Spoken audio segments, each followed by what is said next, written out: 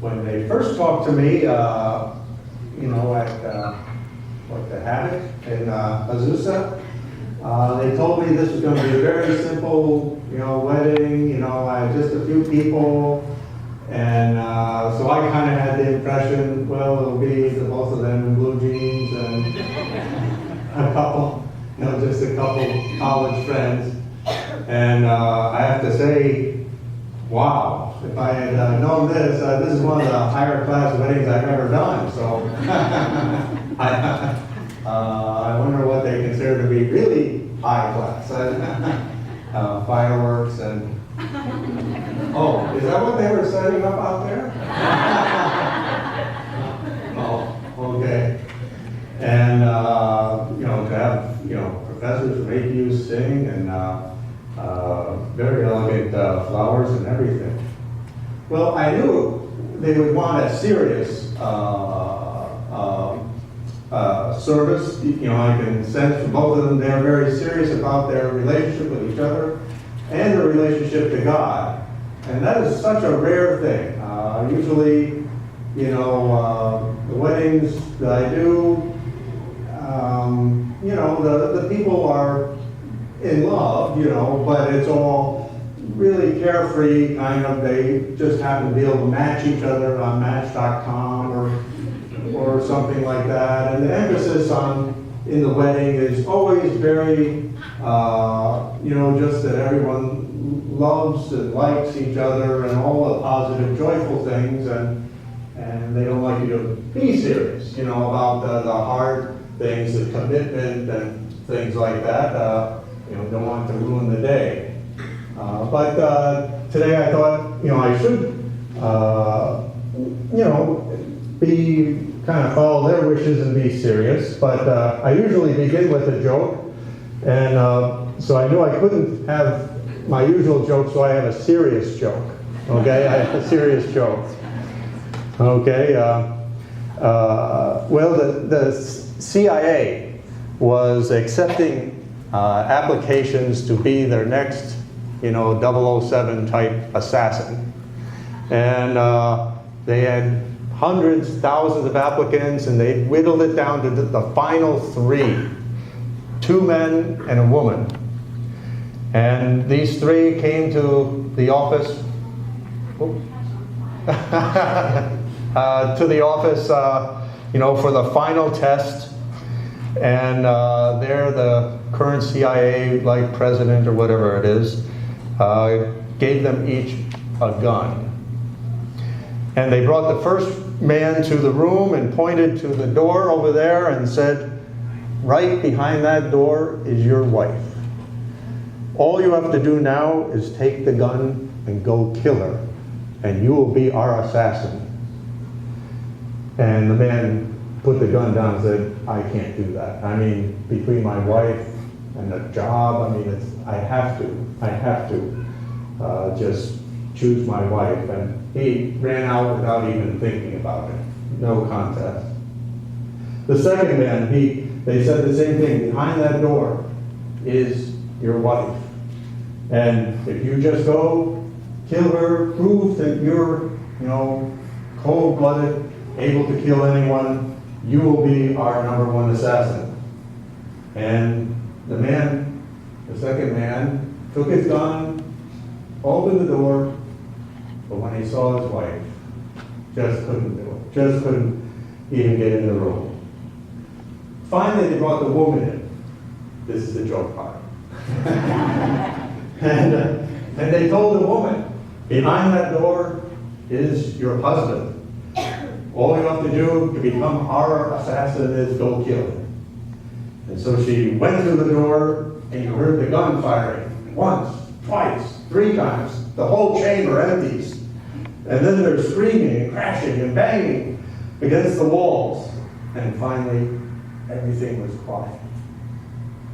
And then the door opens slowly, and the woman comes out, wiping sweat from her brow, and says, oh, one of your idiots put blanks in that gun, so I had to strangle him.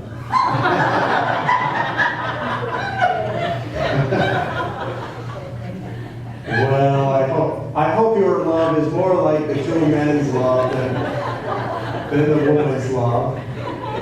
But you might just be wary tonight. I don't know. Tarn looks like she has, strong hands, and she is a determined person. Plays the violin. So, but you can see, that's serious. If you're going to really do whatever it takes to get the job or to love someone, even when everything goes wrong, you're committed 100% to doing it. That's serious love. That woman was not going to let anything get in her way. And that's difficult to keep alive. We often enjoy relationships when everyone likes the same things, and it's fun to go to the movies or just to hang out together. But unfortunately, real life always kicks in, and there are serious times, and that's when our love is tested. And many times, especially if you stay together your entire life, there will be times where you need to have the determination of that woman applicant who really, despite whatever the obstacles are, you're committed, you're going to get the job done. There were two people in California in 1994 who got engaged, Randy Curley and Victoria Ingram. And after they got engaged, a little while later, Randy got some bad news. Randy had been diabetic since he was a child, and after they got engaged, the doctor told Randy that his kidneys had died, and because of the diabetes, and he would need to have a transplant, or he would die, perhaps before the wedding day. And Randy thought, this is a serious thing. I need to have my fiancée hear what the doctor has to say, and brought her into the doctor's room too, and they explained it, that every year there are 36,000 people who need kidney transplants in America, but there are only 4,000 kidneys available for those 36,000. And the odds are not very good that your husband-to-be will get one. And they had, usually they match all the family members first, because they matched, the greatest chance of having one. But they had already done that, and none of his family was a close enough match to donate a kidney to him. Well, Victoria said, well, why don't you test me then? Just thinking it could be a random thing, and the doctor did, and the phone rang, and Randy's doctor reported that, miracle of miracles, her kidney, blood type, or whatever matched his, and she could donate a kidney to him. And so they made plans to be married on October 11th, 1994, and the next day have the transplant surgery side by side in the hospital. At the last minute, Victoria had a little health problem, so it didn't happen exactly how they planned. But a month later, after their marriage, the two went forward, and the bride actually saved the husband's life by donating her kidney to him. A lot of times our marriages need to have that kind of commitment and I don't know what to call it, inner transplantation, if you will, where each person doesn't just be two individuals standing side by side and having to check off the same boxes on, eHarmony, so you correspond to each other. But real unity, requires that sort of giving of a kidney, giving of a heart to your spouse. A depth of commitment that 1 Peter tried to challenge the people who read his letter about the law of a husband and a wife should have.